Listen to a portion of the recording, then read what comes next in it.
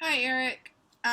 So I actually literally recorded this like 2 seconds ago, and the video on Canvas wouldn't save, which is whatever. It's fine. Um, so I want to commend you for doing your post in video format. I thought about doing the same thing, but I tend to put things together better when I'm writing them down. But responding to your post in video format, since that's the format that you chose, seemed fitting and challenging. So here we are. Also, you're not the only one with crazy hair, so it's fine. Everything's fine.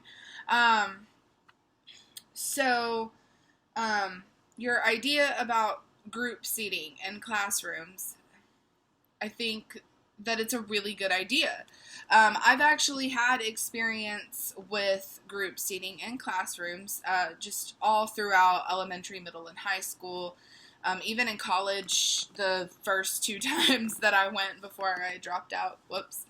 Um, and so I have seen the advantages and disadvantages of group seating. I've also seen different models of group seating. I've seen pairing students together. I've seen having desks in like groups of four, like clusters. I've seen like like the horseshoe seating where people are like side by side in this like kind of horseshoe format from like the front to the back of the classroom. I've seen like round, just like putting all the desks in a circle. I've seen that type of seating, all of which have their advantages and disadvantages. So, but it was always interesting every time. And I know that for me as an extrovert, I enjoy group seating. I enjoy the sociability of that. A downside for me, and something that I know I'm not the only one who experiences this, is that in group settings, like if we're doing group work, I tend to kind of just assume the leadership position. Like I want to be in control of the project. Um, and it it sometimes comes across as bossing everybody around.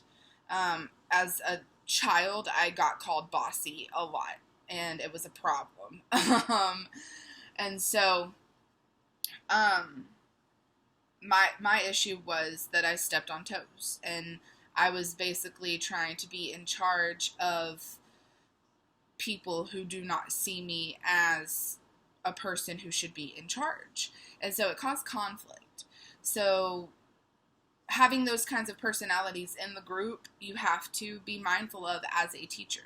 Um, those kinds of personalities aren't bad. I grew into that mindset, and now I'm in a leadership position at, in my job, and I'm not, I grew out of that bossiness, and it turned into being able to coach and direct people. And obviously I'm still learning as well, so I'm not perfect at it, but that's my personality. And so that's something that as a teacher you have to be mindful of.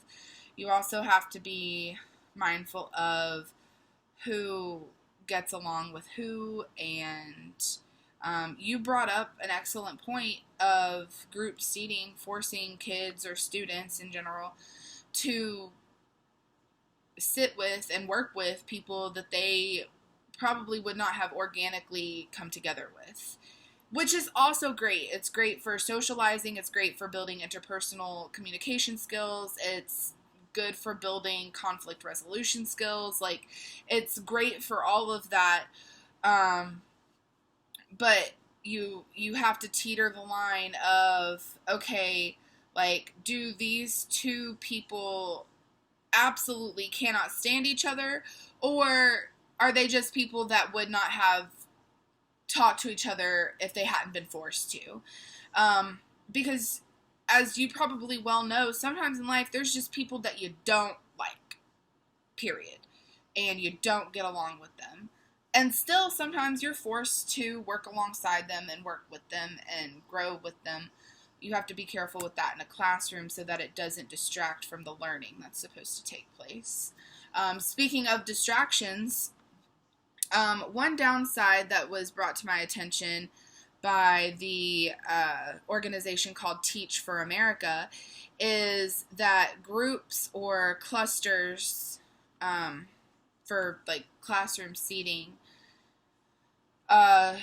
increases distractibility. So children, preteens, teens are easily distracted. Arguably, though, regardless of whether they're sitting 2 feet apart or 2 inches apart, they can get distracted. They're going to be passing notes. They're going to be whispering to each other. Everybody has one of these nowadays, so they're going to be texting each other, and they think that they're clever, looking down like this, thinking that their teacher can't tell that they're texting, but we all know that they're texting. So is that like a solid deterrent from the group seating? No, but it is something to be mindful of. As far as the morality or immorality of your idea, it's overwhelmingly good. There's nothing about it that is immoral. I don't see how there could possibly be a dark side, so to speak, to your idea. Are there pros and cons? Absolutely. You can say that about pretty much anything in life. So, I think it's a wonderful idea. I think you have, I think you have a good idea, and I think it's really great that you want to organize it and put it into writing and actually propose it to people. And you mentioned wanting to wait until you were a teacher yourself. I would encourage you to just go for it regardless, but obviously do whatever is comfortable for you. And when you do become a teacher, assuming that the school or the district that you're working for allows you to do so, seat your students in ways that you think are going to maximize the learning. So if it's group seating, if it's the U-shape, if it's the circle, if it's clusters, whatever, if it's pairs, if it's just in a row, whatever you think is going to work best for your classroom and the content that you're teaching, go for it. I think you have a wonderful idea. So thanks for sharing.